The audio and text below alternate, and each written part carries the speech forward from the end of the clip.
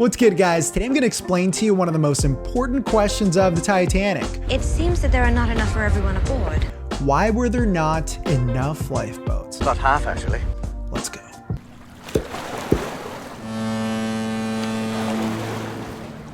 What's up, Titanic nerds? It's Raph the Titanic guy Avila, and here on my channel we talk about the Titanic, disasters, and other historical events. So if you're weirdly obsessed with disasters, I invite you to hit that subscribe button and join our community of Titanic nerds. Okay, so today I'm going to explain to you in simple terms the age-old Titanic question. Why were there not enough lifeboats in the first place? Okay, but before we begin, I want to give a comment shout out to Gina, who actually guessed the topic of my last video, so congrats to you, Gina. Okay, so as we all know, Titanic is one of the most famous disasters, and one of the reasons why it's so famous is because Titanic was deemed to be unsinkable.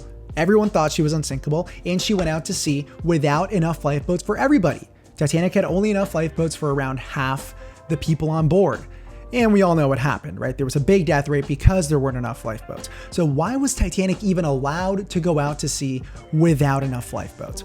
And there's really several reasons. And the first major reason was really outdated laws. Now, the British Board of Trade was the government body that was in charge of the maritime laws. Now, in 1894, they updated these maritime laws and they set out new regulations in terms of safety. Now, the laws were based on the weight of the ship or the tonnage of the ship instead of the actual capacity of passengers for each ship.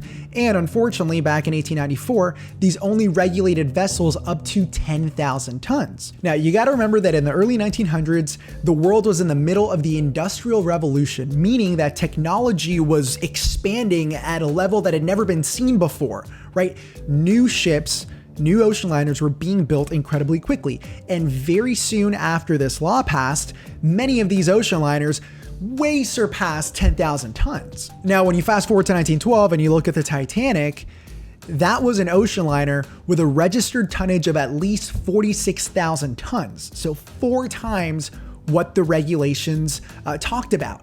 Now, the laws at the time stated that any ship up to 10,000 tons had to carry at least 16 lifeboats. This meant that the laws and safety regulations that governed the RMS Oceanic, a ship weighing 17,000 tons, would be the same laws that applied to the Titanic, which weighed 46,000 tons. Basically, the laws hadn't been updated for a very long time because technology was changing so quickly. They couldn't keep up with the technology. Now, remember that when Titanic went out on her maiden voyage, she was carrying 20 lifeboats. 4 more than the law legally required. Now, besides the law, another reason why Titanic was allowed to leave without enough lifeboats was the way that people thought of lifeboats back then was very different than we think of lifeboats today. Back then, these North Atlantic shipping routes were so incredibly busy. Right? Today we have airplanes. If you want to travel to Europe, in between Europe and the United States, you obviously hop on a plane. And the airspace there is very, very busy. Now, the airspace didn't exist back then because people used to travel via ocean liners. So these passageways, these North Atlantic shipping routes were super, super busy. Now, at the same time, there was another major technological innovation, which was the wireless. Ships, for the first time, were finally able to communicate with each other via the wireless machines, right? So they were always in constant communication. So people back then, they always just assumed that if a ship got into some sort of trouble in these busy shipping routes, they'd simply be able to wire to send a message, a telegram to other ships, and they'd be able to come there very quickly to help. Nobody, not a single person could envision a scenario where every single person from an ocean liner like the Titanic would actually have to be evacuated from the ship. They thought of lifeboats as simply a way to ferry people from a damaged ship over to the rescue ship, right? So there was not really a need to fit all the people into these lifeboats. The lifeboats would just go back and forth. And people were justified in that belief. Just a couple of years before Titanic sank, in 1909, there was another disaster of the RMS Republic. Now, in this incident, the RMS Republic, which was another White Star Line ship, it collided with a steamer called the Florida.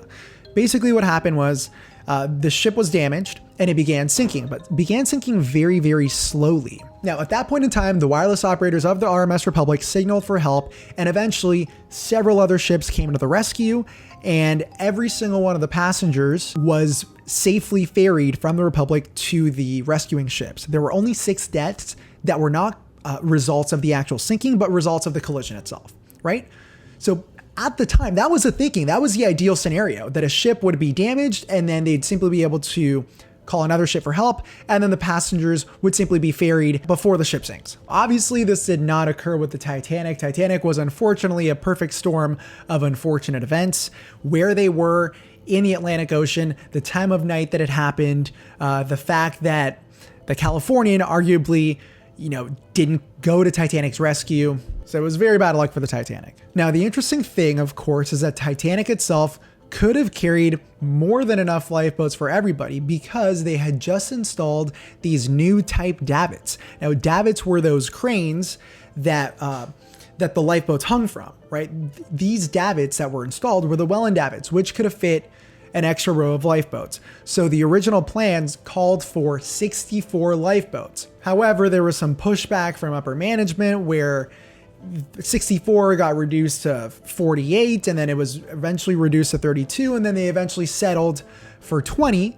And even then, they were complying with the law. Titanic carried 16 full lifeboats plus the 4 collapsible boats, right? And people at the time, they said, hey, look, we're going above and beyond. So all those things combined, the outdated laws, the rapidly changing technology, the difference in mentality as to the role of the lifeboats, all those things really contributed to why Titanic even went out without carrying enough lifeboats. Now, that being said, what happened after the Titanic sank? Basically, everything changed. Obviously, number one, the British Board of Trade regulations, the laws, they were all changed. Now every single ship had to carry more than enough lifeboats for every single passenger and crew member aboard. There were even strikes by workers of the White Star Line and just other shipping companies that didn't feel safe working if their vessels didn't carry enough lifeboats. Another major change was that now all ships were required to have 24-hour wireless in case there were any emergencies. There always needed to be someone at the wireless machine listening for any distress calls. The other thing that changed was how people viewed distress rockets at sea. So the new direction was that if you saw any ship firing distress rockets, the assumption was that this ship was in peril and action must be taken. And finally, one of the biggest changes that occurred was the formation of the International Ice Patrol, which exists to this day. And basically, the role of the International Ice Patrol is to monitor the movement of icebergs in the North Atlantic to prevent another disaster like the Titanic. So there you go, guys. That is why the Titanic didn't carry enough lifeboats. So if anybody asks, you're the expert now. Now you know. I hope you guys learned something interesting today. If you want to know more Titanic facts, you can always check out this playlist of all my Titanic fact TikToks. There's a bunch, so you won't be bored. Yeah, also another thing, guys, I updated the merch store, titanicguy.com. You guys can get your Titanic merch. I actually updated all of the iPhone cases because I realized that I didn't have iPhone 12 cases. So we got all these different cases. These are my old iPhone 10. But anyway, these are some of the designs. I'm adding some more. So check that out if you guys are interested. Also, if you guys learned something cool today, please don't forget to drop a like on this video to boost the algorithm and to subscribe to the channel and join our community of Titanic nerds. Now, question for you guys. What do you think happened to Titanic's lifeboats after Titanic sank? Let me know in the comments. I'm gonna look through and I'll pick the best answer, and that's what we'll cover in next week's video. So just drop a comment down there. And just for subscribing, here's your bonus content. See, that's what happens when you subscribe. You get some bonus content. So these are some real images, some of the last images that we know of Titanic's lifeboats after Titanic sank.